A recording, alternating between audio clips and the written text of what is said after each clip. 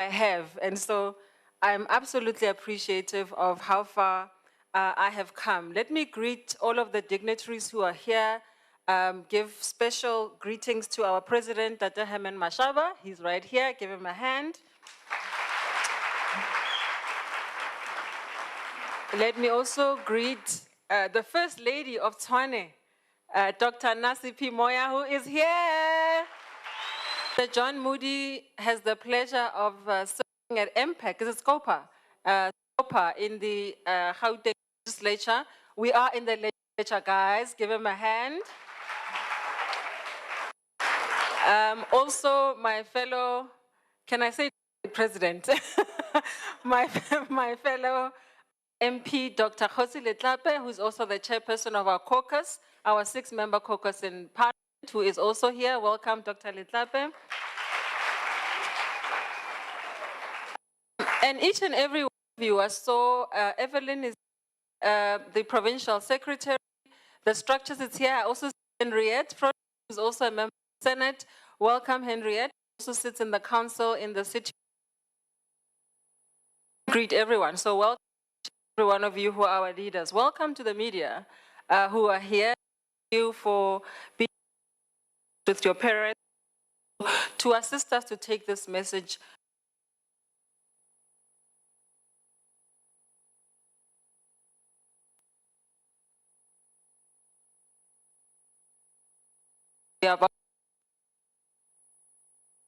Who it is. If you're watching the news, you know precisely who it is that I'm talking about. So today is not just the launch of an initiative, it is a declaration of intent. It is an intent to rewrite the economic destiny of our country. It is an intent to challenge the complacency that has allowed injustice to linger. It is an intent to offer a bold and practical roadmap to a truly inclusive South Africa. I think all of you who've been part of us know that we have been speaking about inclusive economic growth. If you were at the policy conference, you know exactly what it is I'm talking about. Today is about exactly that. We gather here 31 years since the advent of democracy. And while we celebrate the political freedoms that democracy delivered, we cannot pretend that those freedoms have brought equal access to prosperity. The truth, Bakaitsu, is painful, but it must be said that South Africa remains the most unequal country on earth. That is a very stark and ghastly reality that we are faced with. This is not the natural order of things. I think Mr. Mashaba always talks about how poverty is a man-made thing. It's going to take each and every one of us to turn the situation around. It is a result of a legacy of colonization and apartheid, but also of 31 years of failed reform, broken promises, and timid governance. Economic exclusion has changed its language, but not its character. So let me just share a few of the numbers to paint a picture for you and tell the story. Today, the top 10% of households take home more than half the income of our country. The bottom 40% get just 6.8%. The top 10% own 86% of the wealth, and the bottom 50% almost nothing. South Africa's Gini coefficient stands at 0.63, a global symbol of grave inequality. A white-headed household earns nearly 5 times more than a black African-headed household. That includes a whole lot of us in this room. This is not a democracy delivering dignity. I think we can all agree with that. It is a system that entrenches economic apartheid by other means. The divide is racial. The divide is spatial. Over 90% of the unemployed in this country are black South Africans. Only 13.7% of black households make it into the top income bracket compared to 73.2% of white households. And education, the supposed great equalizer, remember Madiba said education is the most powerful tool you can use to change the world, still tells a tale of division. We have private schools, we have dismally performing public schools, and education, which is supposed to be That equalizer, black households spend just 1,266 Rand a year on education, while white households spend about 7,367 per household. So this is not transformation, it is stagnation disguised as progress. So it is time for us to rewrite this transformation agenda. So fellow South Africans, our constitution, as we've all come to know, and I'm so glad about it because if you've been watching the VAT debate, I think for the very first time, many South Africans were paying attention to what is going on, and I'm hoping that we are now more au fait with what our constitution actually promises us. This constitution speaks of healing the divisions of our past. We have heard this over and over and over again. Of freeing the potential of each person and of improving the quality of life for all our citizens. But we have not yet achieved that vision. We must ask, why not? And what must be done differently for us to change this trajectory? Today, we as ActionSA propose the establishment of an ad hoc parliamentary committee, one with a singular mission: to evaluate South Africa's post-1994 transformation laws against their outcomes, to hear from ordinary people and experts alike, and to chart the legislative reforms that will finally break the cycle of inherited inequality. This, in our view, is a bold and inclusive step towards that future that we envision. This is not about tearing down the past. It is about confronting it honestly so we can build something better. ActionSA believes in solutions rooted in evidence and not ideology. I think you have heard us many times speak about being pragmatists as opposed to sticking to ideological dogma that takes us nowhere. We believe in policy driven by impact and not slogans. And we believe in a South Africa where no child's future is determined by their race or their postal code. This initiative is a call to every political party, every civil society organization, every academic institution, and a call to each and every South African to get their hands dirty so we can build this future that we all dream about, but build it together. So we are asking South Africans to come to the table. We want you to bring your ideas. We want you to help us rebuild our country's transformation agenda from the ground up.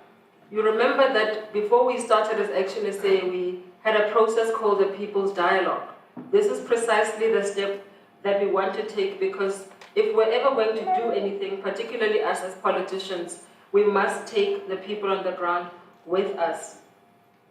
This is going to ask each and every one of you to come to the table and work with us, because only when all South Africans are included in prosperity, only when all children have equal access to opportunity, and only then will we have fulfilled the true promise of 1994 and South Africa's democratic project. The time for platitudes is over. The time for transformation has come. That is my introduction. Thank you, thank you, thank you for listening to me. I appreciate that.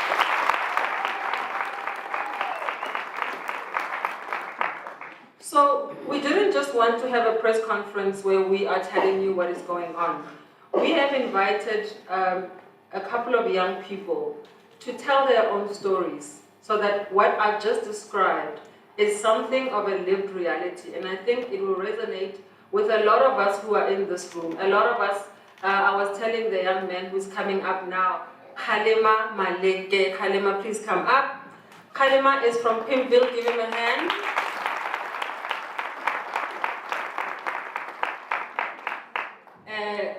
Kgalema, you know what his name means. You've all had, the only Kgalema you know is Kgalema Motlanthe. But this is Kgalema Maleke. Rabatla Kgalema, Atlo Kgalema the future. Atlo Kgalema the present. Kgalema means to rebuke, to correct. Huh? I get it? Say, so Rina Kgalema to come Atlo Kgalema what has happened and tell his story. Halima is studying internal auditing at UNISA. He is 20 years old and he does not believe that I actually could be. When I was sitting down and I was introducing myself, I said, "Hi, I'm Lerato." And I said, "How old are you?" He said, "He's 20. I said, "Kina mama Lerato."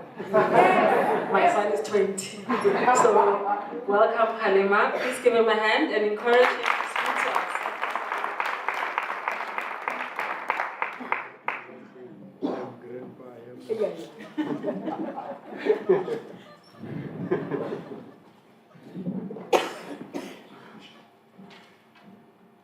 Good afternoon, everyone. Dumelang, Legai. Thank you for the good introduction. I am Halima, and I'm the youth of South Africa, and I'm proud to be part of this country. And there's a lot of economic injustices that are happening every day, and the government may not be cognizant of it, but it's actually very depressing. I live in Soweto, and there's something I've observed, that there would be 10 children, and after they've matriculated, only 2 get to be employed every 2 years. Then what happens to the other ones that are finishing matric? That number just compounds and compounds and compounds. This is the reason why this press conference was here, in order to address certain injustices that are happening to the South African youth. I had a conversation not so long ago with a boy my age. He was explaining how he would go to certain establishments and give him his CV and then tell him, "No, we don't have a post right now." When he tries to open a business, he doesn't have enough funds. So now his hands are tied. A lot of the youth is turning into default entrepreneurs due to lack of employment. And what I've noticed is that ActionSA, within its manifesto, has specified that it aims to employ 30% of all income generated by South Africa by ActionSA's Opportunity Fund towards initiatives. And I really hope to see that, Mr. Mashaba, because we are suffering as the youth. Myself, I am studying auditing, and I'm skeptic that even if I pass and get the degree, will I get a job?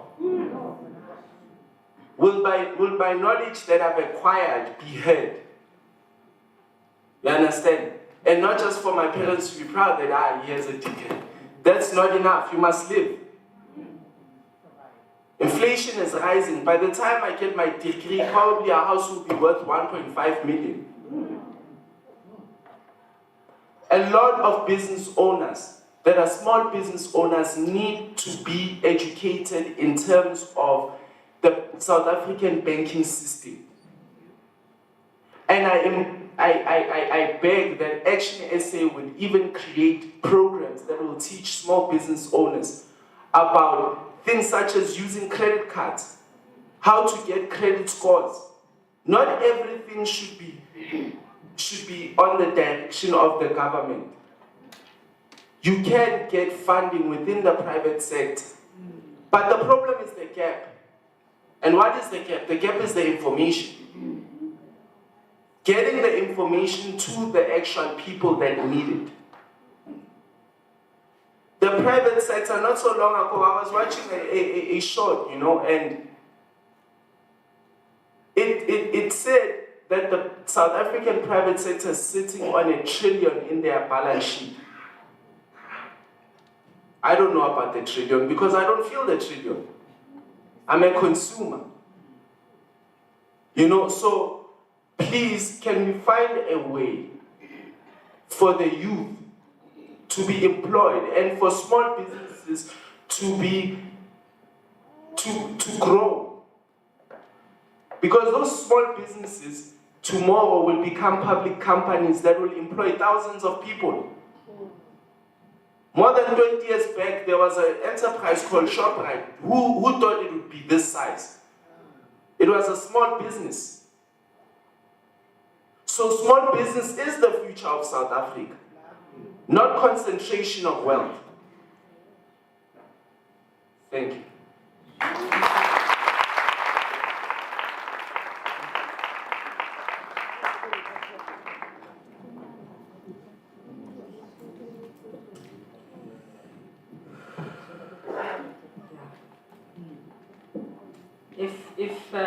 If you don't feel it, I hope you felt that.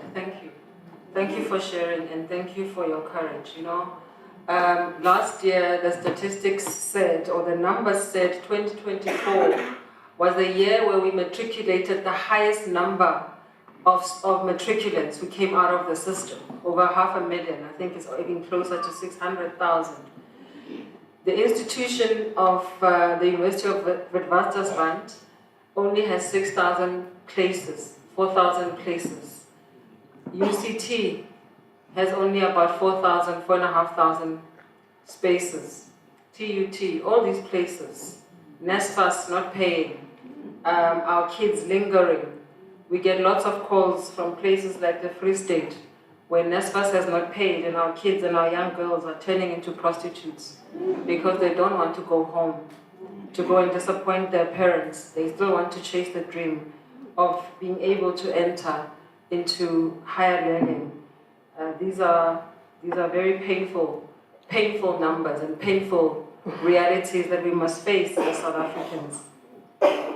The next young person, I think this is Power. Your microphone is causing me a lot of trauma. I'm going to try and fix it. There you go. Okay. Let me welcome Umdana Ngoza. Umniswe Mvula ilanga libalele. Unokuthula Mthembu. Please give her a hand. Give her courage. Nokuthula is 27 years old from Tembisa. Ay, Kaslami. Nokuthula is from Tembisa. She's studying, are you still studying occupational health? You're done. So she's done. She studied occupational health.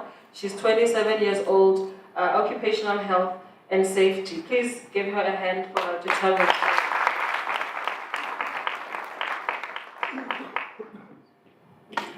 Good afternoon, fellow South Africans. My name is Nokuthula Mthembu. I'm from Tembisa. I was born here in Tembisa. So my story is I've matriculated in 2018, and I was so happy that at least someone could be independent, because I'm from a disadvantaged family. So after my matric, I got scammed while I was looking for a job. So I thought I would go to further my studies or get a permanent job. So unfortunately, it wasn't like that. So to be a youth, it's very hard. It's very hard. Yeah, it's taking its toll.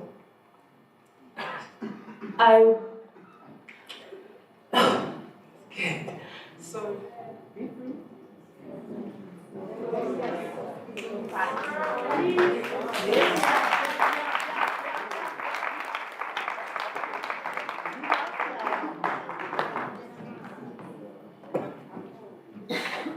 please give her a hand. You know, it takes courage to speak your truth. It takes lots of courage to stand in front of people you don't know and be naked and also ask for help. it is tough. Well done for even standing up and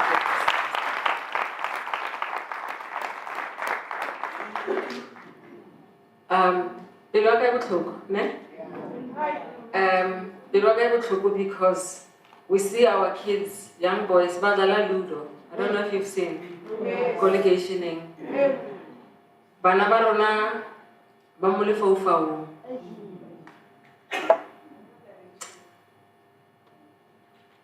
I want you to give a hand to Freshan. La mo tseba Freshan was. Ke wane ya rona Freshan. Freshan is an actor. Freshan Mabet is from one of the most troubled communities of Gauteng. El Dorado Park.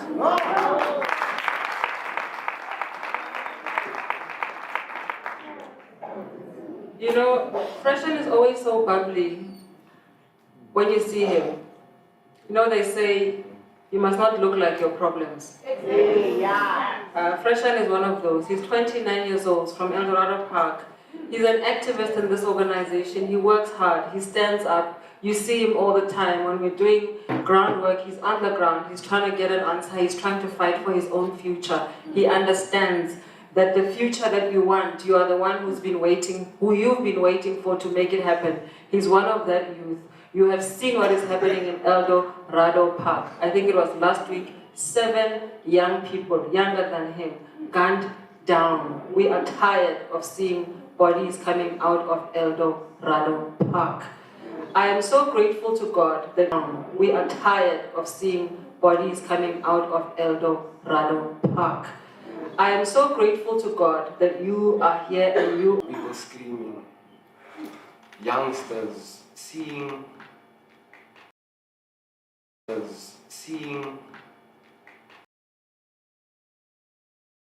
boys and girls running with guns in the street, chasing the Ubers. It's sad. It's sad. The system has failed us. Our kids are dropping out of school. I can't even speak about the topic. I don't think I want to use that word, but most of our colored youth aren't interested in finishing school. The new trend is a pair of Nike techies, a Nike outfit, and how you get that is by robbing an Uber or robbing a pensioner coming from the shops with the groceries and all those things.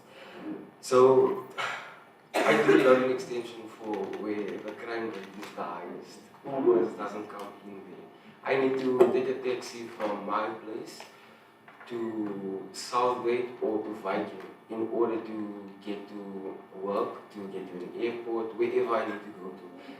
It's terrible. So where I'm getting to is our youth is, in fact, our parents. Let's start at home. It's our parents that's leading us and allowing the kids to sit at 9, 10 o'clock at night, robbing and requesting Ubers.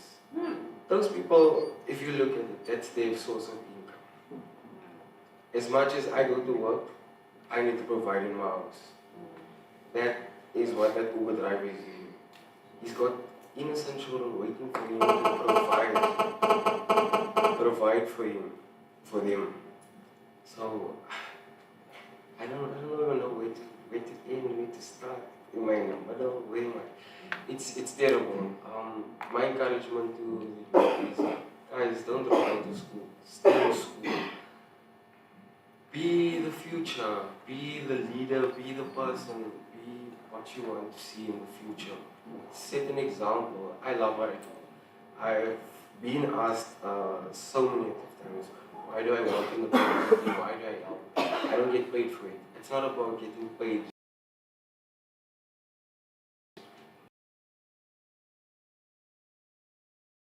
Why I love working in the community.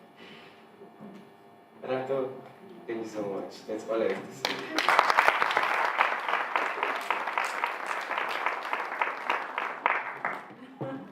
I told you, lightning. No shame in volunteering. We all started that way. Yeah. You know, you gotta get up, you gotta be seen. You know, there's somebody who said if you, this one is on this, I'm trying to make the mood light so that Linda, I can lift my spirit. That we must stay and observe, that we must stay and observe and participate and demand it and want it. We have not done that. And it's not the fault of the youth. It is the fault of the leaders that we currently have. Ourselves included as parents, you know. We were speaking about how we thought that we were making our children's lives easier. We don't want our children to have hard work and chores and clean and batlato. Re ba sentse bana ba rona, bagolo ba ba leng teng are accepting re ba sentse bana ba rona. Dikotlolo di tshwantse di tlhatswiwe. It teaches you something for the future. And we have not done that for our children. I want you to give a warm welcome. In fact, on this one, I'd like you to stand and give Dr. Nasipi Moya a massive round of applause.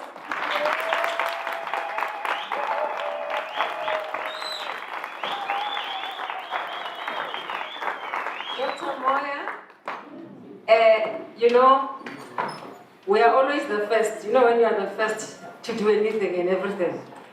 Dr. Moya and I, we share firsts. I'm the first national spokesperson of this organization. Dr. Moya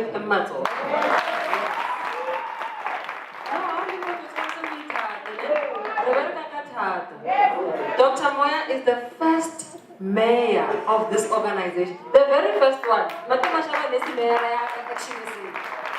He was not the mayor of ActionSA. He was the mayor of something else. Under some other things. This is the first mayor of ActionSA. Like you would like it, Dr. Moya is going to, you know,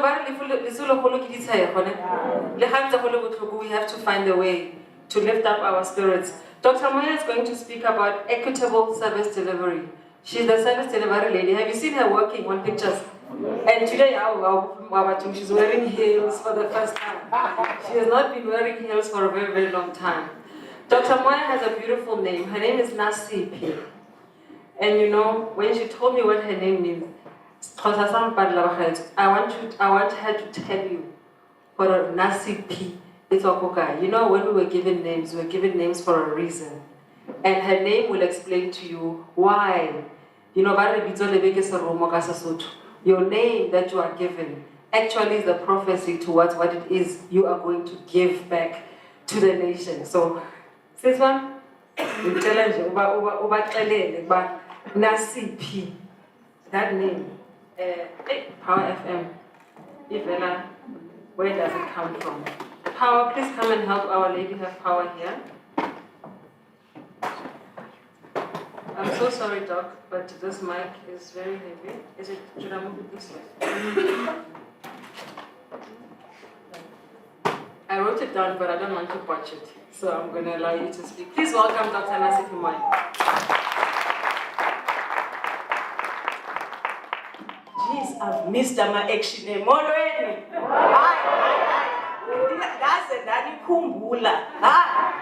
Mr. Mashaba, I have not worn this shirt in such a long time. Such a pleasure to be here. This is giving me trauma, Mr. Mashaba. I thought you would have a stool for me by now. At the policy conference, I was this short. I'm still this short. I tried with heels, but I'm not winning. So, of course, the national spokesperson would want me to tell you what my name means. So, my full name is Nasipinai Sipo and Sipuayo Samge.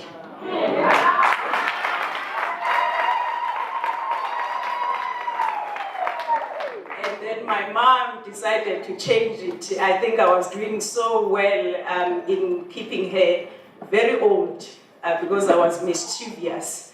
Then she said, Nasipina Isabelo and Ispiwayo Samgel.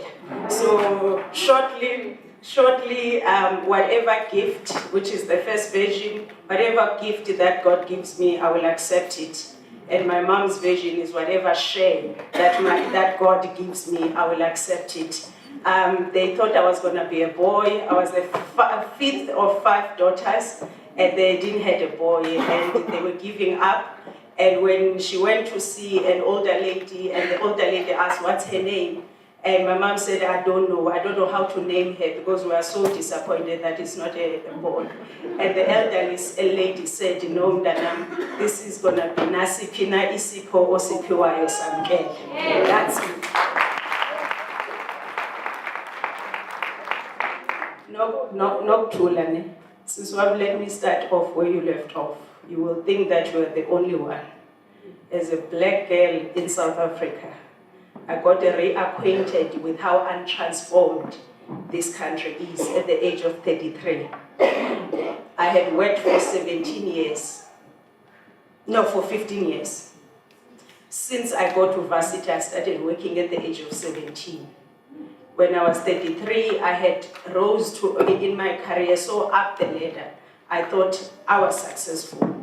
I lost my job. Do you know how long it took me to become poor again?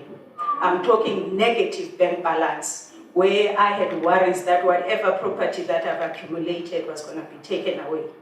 I thought I had money only to understand that the money that I had could only save me for 4 months. And then I was poor. I was taking contracts from someone who was earning 6 digits monthly salaries. I was taking contracts of 5,000 rand. You are not the only one, Sisi. This country needs to transform.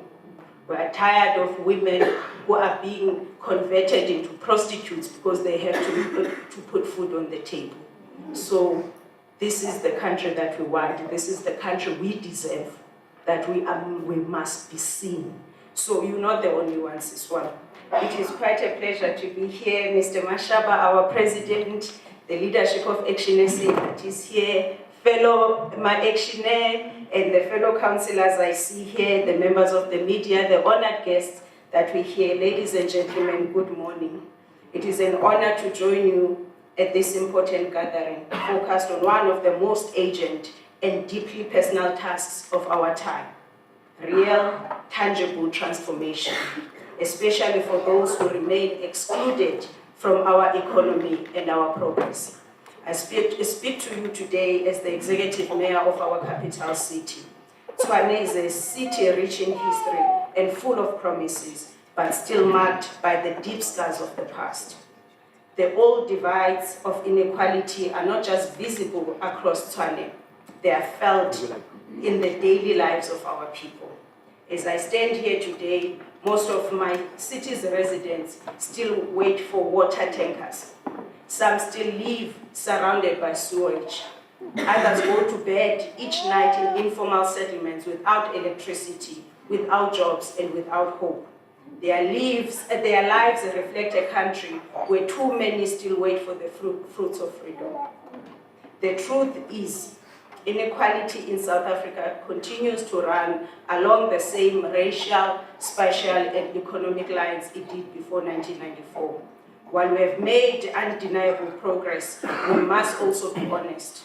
The city I lead today still bears the legacy of unequal investment, unequal access, and unequal opportunity. Our unemployment rate in Tswane currently stands at 37.8%, with young people even higher. Poverty remains widespread, particularly in regions like Region 1 and Region 6, where service backlogs and historical neglect are most visible. Informal settlements still sit on the periphery, not only of our maps, but our plans and budgets. Townships remain far from centers of growth, disconnected from decent services and cut off from opportunity. Fellow South Africans, we cannot speak meaningfully about economic and social justice when those who live closest to hardship remains furthest from help. We cannot continue this trend. I grew up in a village in Eastern Cape where mud schools were just a way of life. As someone who comes from humble beginnings, I understand what it means to live without access to basic services and opportunities that others often take for granted. I share this not out of resentment, but out of a deep sense of responsibility. The responsibility to ensure that every South African has a fair chance to live a life of dignity, security, and upward mobility. I count myself fortunate to have benefited from the opportunities ushered in by our new democratic dispensation in 1994. Most importantly, the chance to pursue a quality education and to empower myself through learning. But as I stand here today and reflect on the residents I serve, I must admit, I remain the exception, not the norm. In fact, too many people from the same village where I grew up are still excluded from the mainstream economy, still waiting for the doors of opportunity to open. A cousin that I was born with in the same year and same month with has never been on an airplane.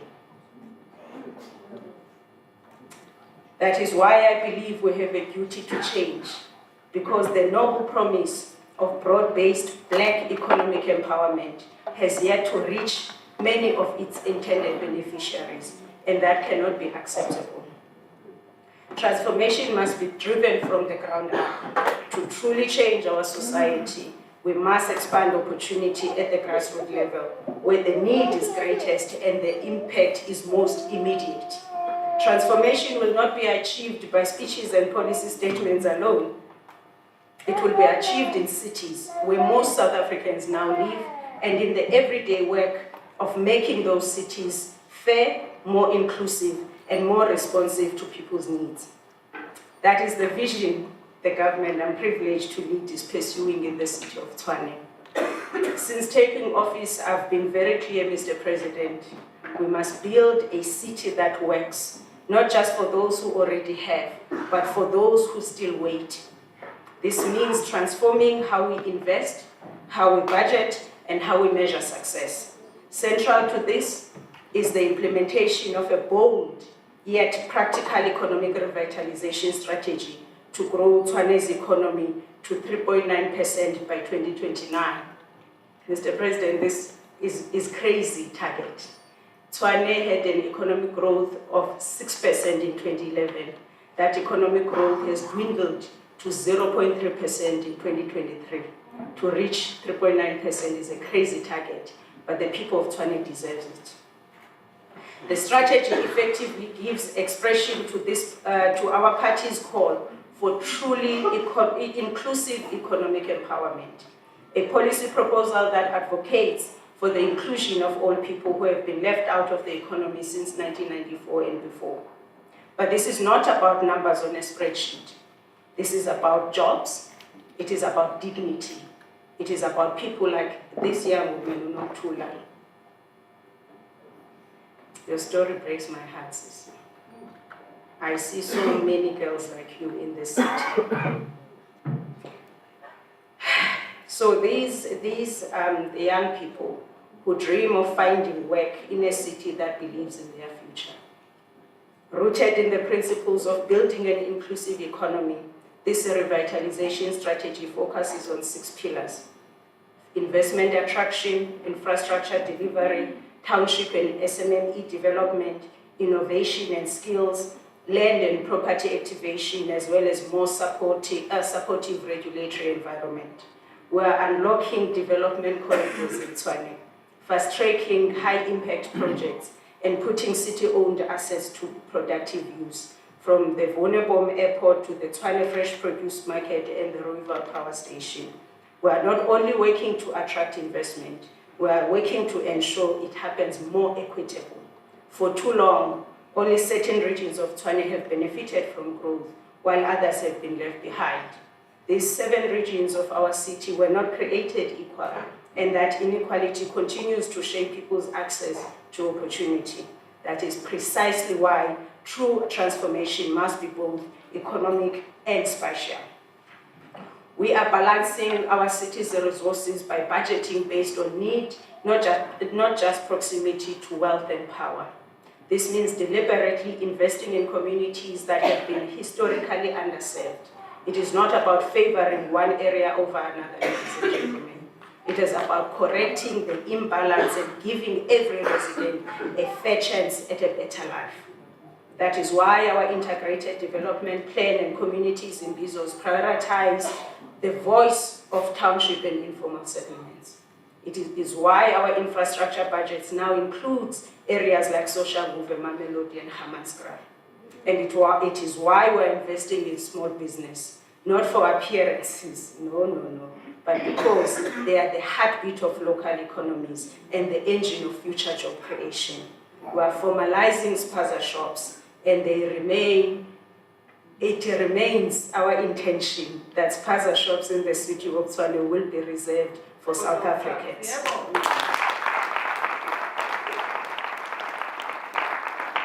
We are not only formalizing spaza shops and supporting them, we're supporting co-ops, expanding youth-owned enterprises, and opening new business centers in underserved communities. Because equality of outcome is not something the state can deliver, but equality of opportunity is, and that must be our mission. We must build a city where it does not matter where you are born, what language you speak, or which part of Tswane you come from. Everyone should have a fair shot.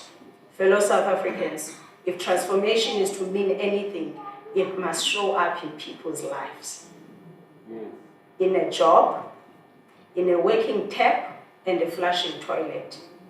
In a functional school, in a clinic that remains open after dark. Transformation cannot be the language of the elites. It must be lived, it must be the lived experience of ordinary people. Let me close with this. The city of Tswane cannot fix inequality alone, but we can lead by an example.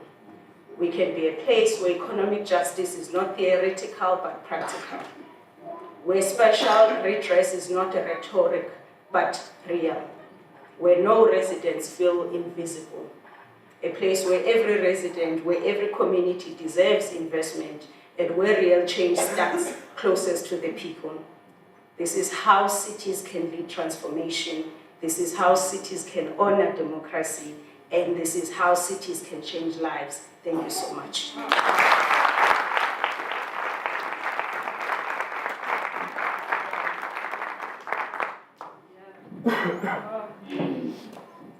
Nasipina Isipho. And this sounds to Piwa. Hey, comrade. I love that name. It was the first time I was hearing it. Please give her a round of applause. Thank you so much, Dr. Moya.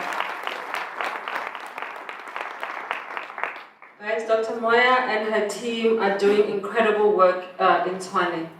I know for sure because we used to pass through Tswane when I was growing up. My aunt was married there. And when you were driving through Tswane, where Marawa started, it was very clear that it was law and order. Everything was working. And I'm so glad to be seeing and hearing testimonials of people who are talking about the progress that you are doing in Tswane, that you are making in Tswane, and the difference that you are making in Tswane. And we've been living under rot for so long. And I know that people are impatient, but I also know you are equally impatient, and that's what we need, and that's the drive that we need. And we absolutely appreciate your leadership. Thank you so very much.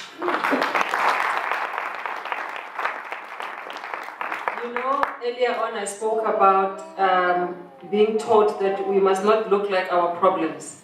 Each and every one of us here has a story to tell, a valid story.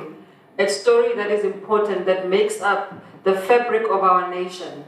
Mine is just to encourage each and every one of us guys to say, you know, when the government has failed the people must remember that they are the government.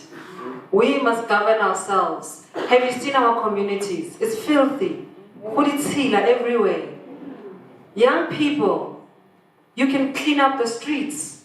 You don't need permission. Transport and business hubs that unlock real economic participation. And it will do so in a manner that builds new wealth, not redistributed upward to the elite. We will capitalize the fund through a 5% opportunity fund levy on companies' profits, replacing the 4 to 6% currently spent on BBBE compliance. SMMEs will be exempted, and the levy will be time-bound, 30 years and no more, with clear milestones and regular progress assessments. This bold measure is projected to raise 55.7 billion rands in its first year, growing annually in line with the economy. And unlike BBBE, this money won't go to auditing consultants and empowerment funding schemes. It will go directly to building the foundations of opportunity. For this to happen, we appeal for economic patriotism that, I guarantee you, will not be linked to a toxic system of patronage. We invite big business to place public good at the center of their corporate action. While we will ensure that possible loopholes for tax avoidance are closed, we will also call for laws that will go after those who try tricks to avoid playing their part. Business auditors who help their corporate clients to dodge their tax responsibilities, together with such clients, will be liable for a minimum of 5-year jail term without the option of a fine.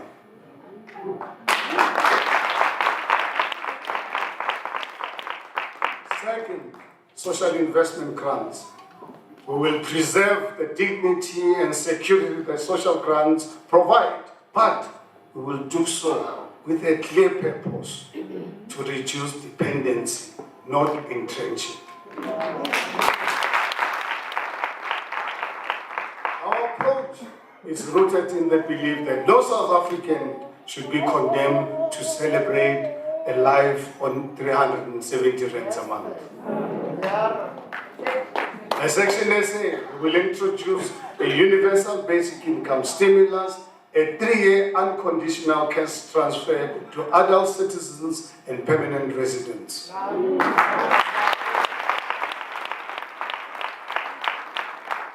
Linked to poverty thresholds, the UBIS will pay 790 rands per month in 1 year, in the first year, 1,100 in the second year, and 1,006 in the third year. Where's it going to come from? From your taxes Ah, good. Well, too much taxes. and growing economy.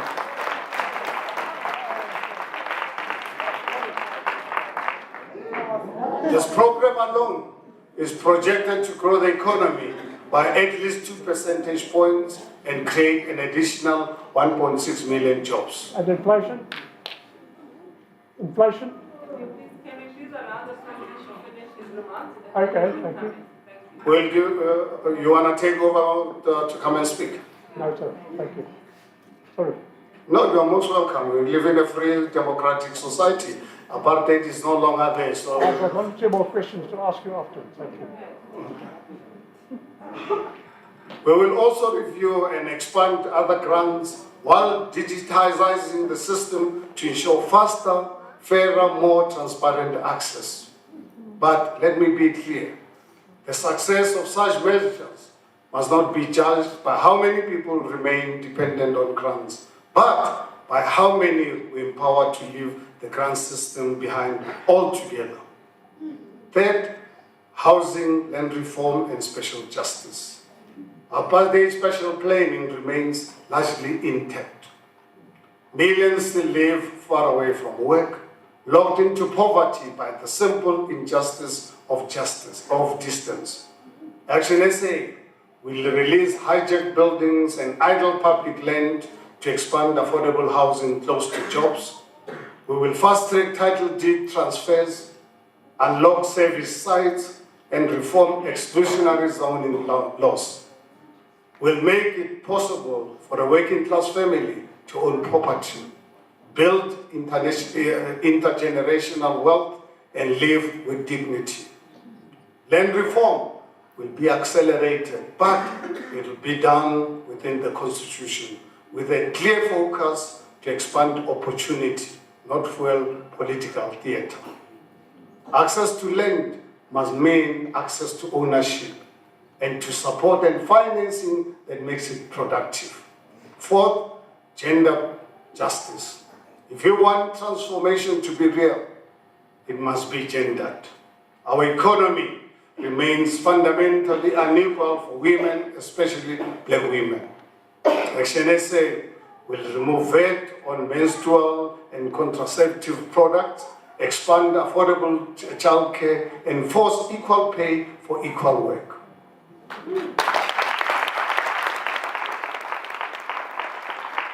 We will empower girls to enter STEM fields, support working mothers, and enforce real consequences for gender-based violence and workplace discrimination. This is not about tick box ticking. It is about removing the structural barriers that prevent women from participating fully and equally in society.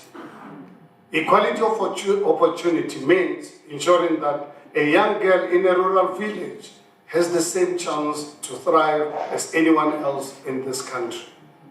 Fifth, social cohesion. A nation cannot transform if it is divided against itself. We will invest in youth development, mental health services, and community safety so that people have the support they need to contribute meaningfully to their communities. We will promote ethical leadership, encourage a culture of mutual respect, and build national pride rooted in shared responsibility, not manufactured slogans.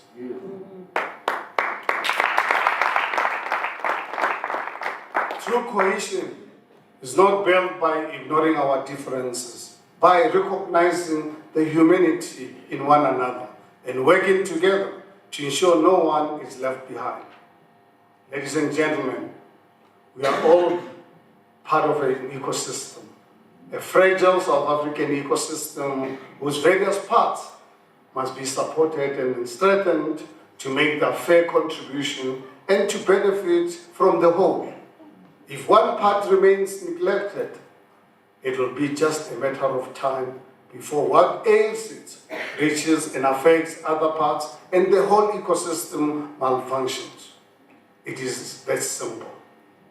Black economic empowerment, it's a historic imperative that we shall not shy away from, but it is also an imperative that must be addressed with care, not hatred or retribution.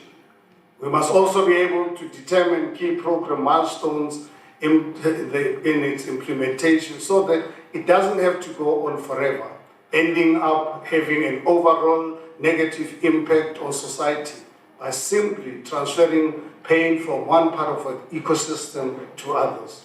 That should be our aim. Our aim must be to bring about sustainable healing so that all South Africans, irrespective of their background, get to experience and enjoy their place under the South African sun. Ladies and gentlemen, let us also face this. None of what we propose here can be achieved while our country's borders remain porous, often managed by corrupt border and home affairs officials who take bribes to let in foreigners who come into our country. They come into our country to compete with South Africans for the most basic of jobs, economic opportunities, and social services like housing, education, and healthcare. We cannot reasonably expect to heal our legacy past by spreading our limited resources so thin that we try to solve the problems of other countries, which are often led by uncaring leaders who take all the resources of their countries for themselves and push their own people to cross into South Africa to seek better lives. We must protect poor South Africans, who are often black, from unfair encroachment and competition by foreigners, especially those who come illegally through our borders and immigration services. Mozambique.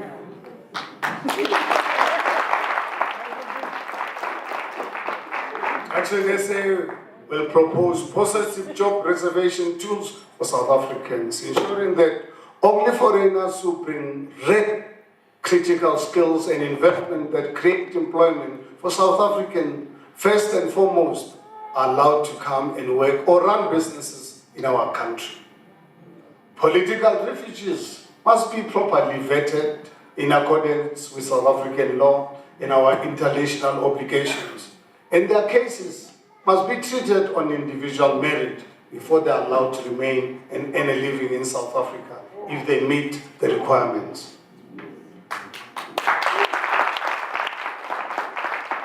If we remain shy to engage in difficult conversations or allow failed ANC policies and approaches to continue, I can assure you that we shall keep having the same conversation decade after decade, with new groups of frustrated school leavers wondering why the situation remains unchanged. I'm sure you will agree with me, ladies and gentlemen, that this cannot be allowed to continue. And that's a commitment that we as ActionSA make a promise to you, that transformation, it's an imperative, and we are going to execute it unapologetically and ensure that future generations are given a better future as envisaged by our Constitution when it was adopted in 1996. I thank you.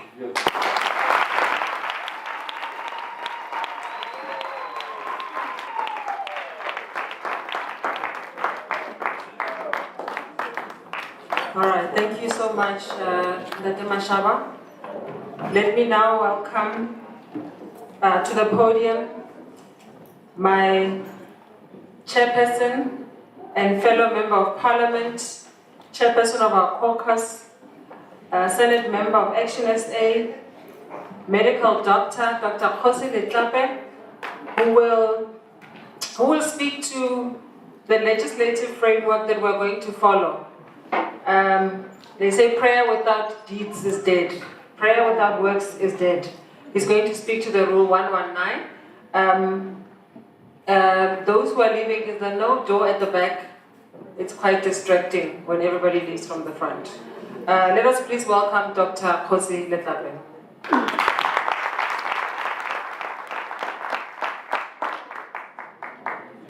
Dumelang. We always talk about transformation. Transformation is difficult. We can't even transform London. The podiums are still made for tall men. They are not transformed to accommodate everyone. So even simple things, transformation is not an easy thing to do. People tell their stories. I'm from Fire.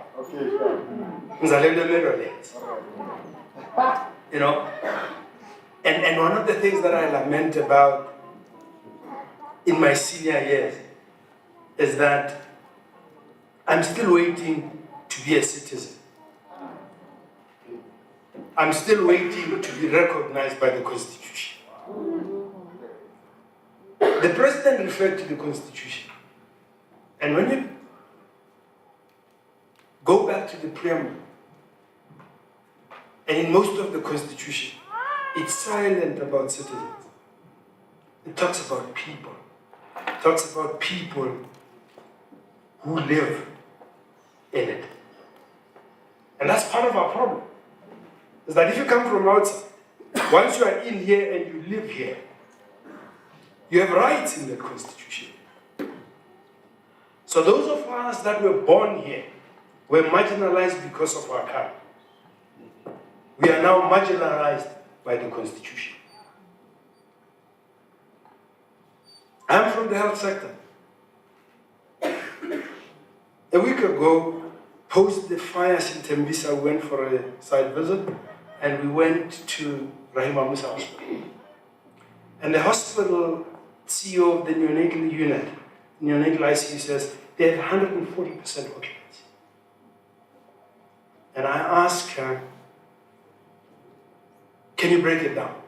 40% of their patients are foreigners. You take out the 40%, they have 80% occupancy. And on that, they can't run. So whatever reforms you want to do on the service side, whatever reforms you want to do on the education side, because I will come to the issue of the rule. But I want people to understand that we're going to look at this in a broad context.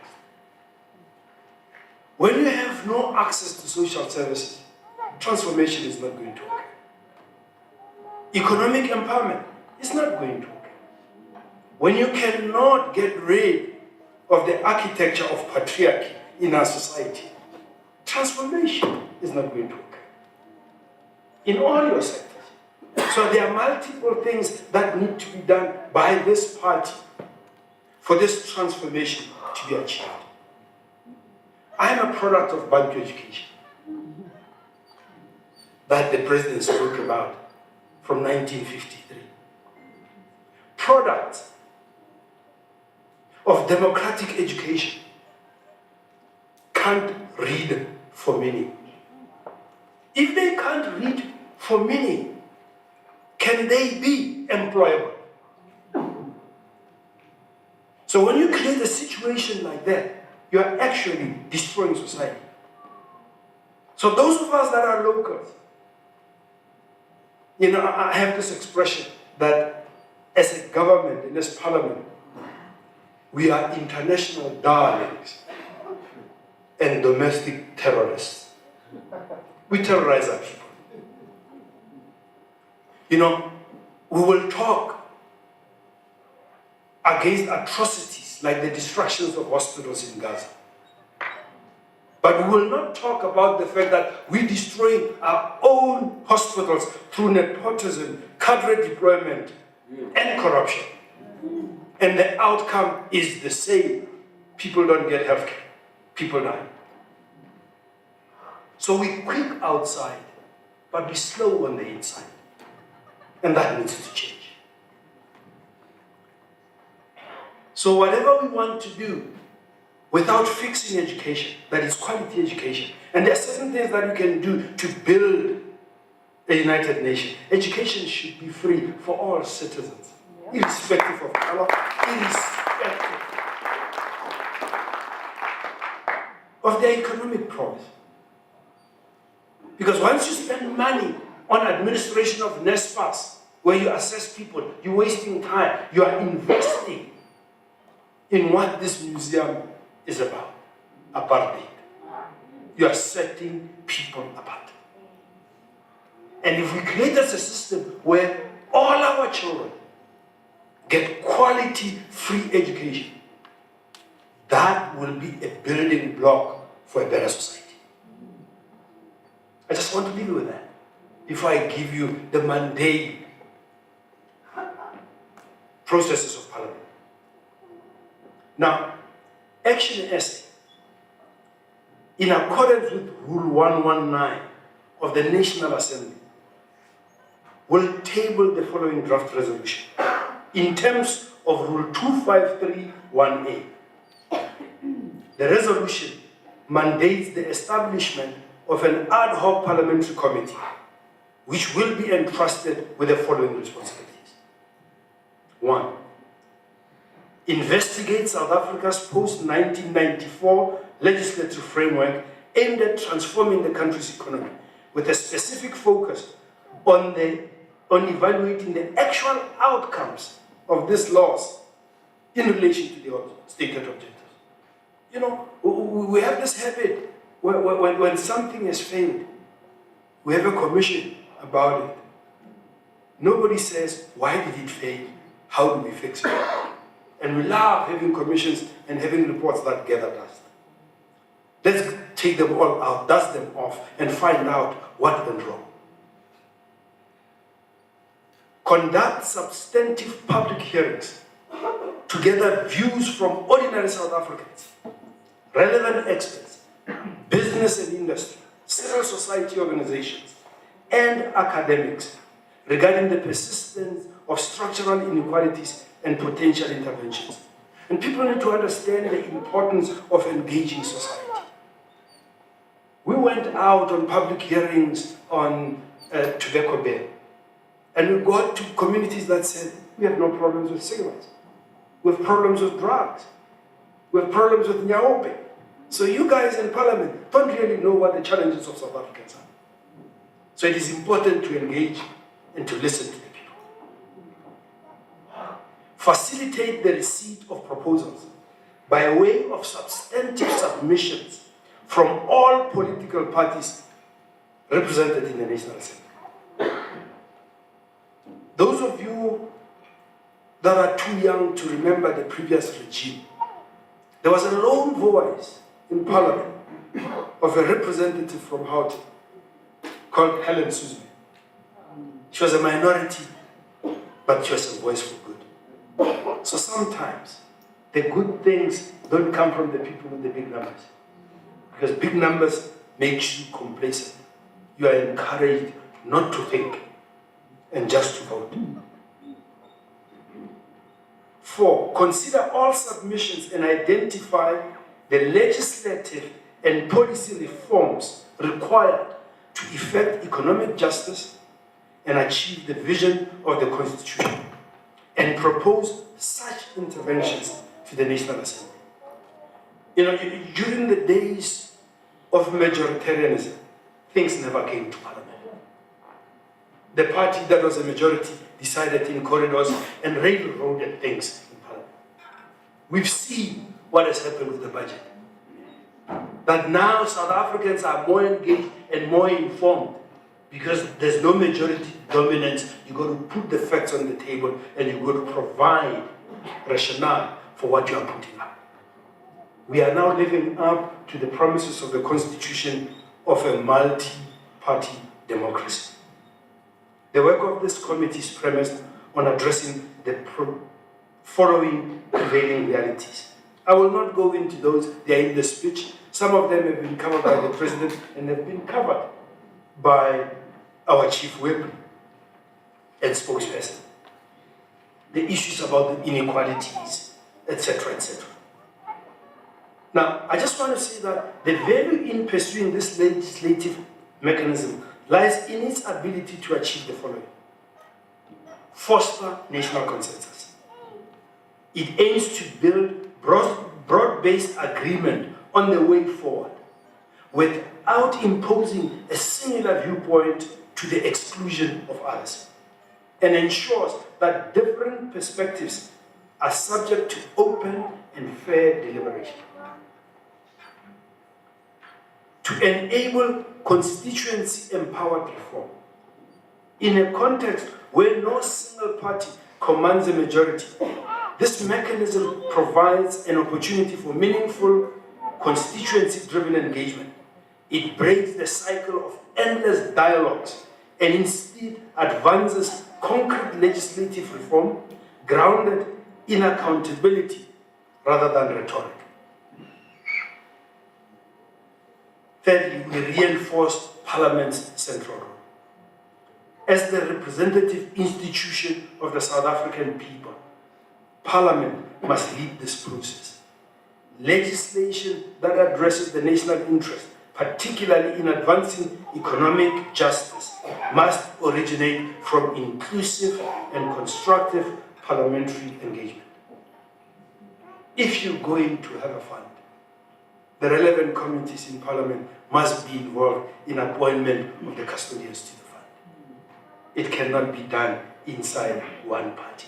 It has to be a parliamentary obligation.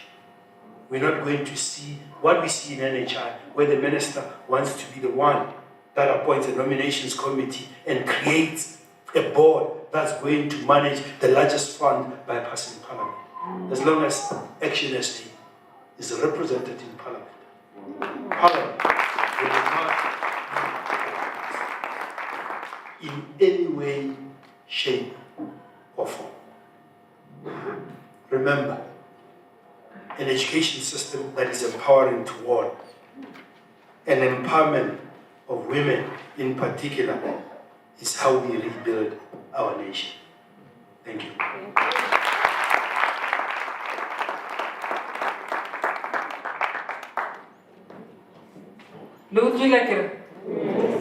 Thank you so much. That's what we're going to do. I know everybody says, particularly I heard the gentleman saying how. There are many hows, and they're there in the speech. One of the hows is being represented in Parliament. You know, people always say, you're a one-person party, what is that gonna do?